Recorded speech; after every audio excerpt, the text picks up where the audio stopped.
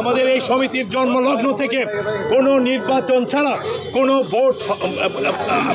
ভোটের মাধ্যমে নির্বাচিত প্রতিনিধির মাধ্যমে কোনো সময়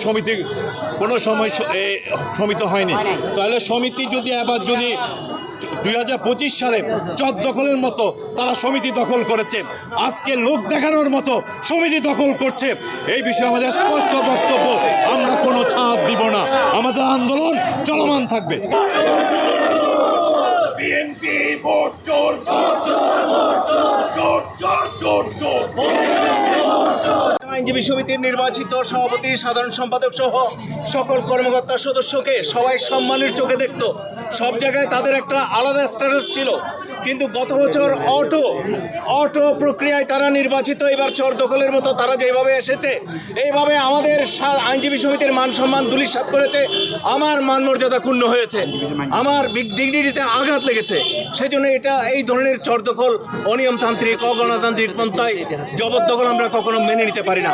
আমাদের প্রতিবাদ, শান্তিপূর্ণ আন্দোলন এগুলি অব্যাহত থাকবে।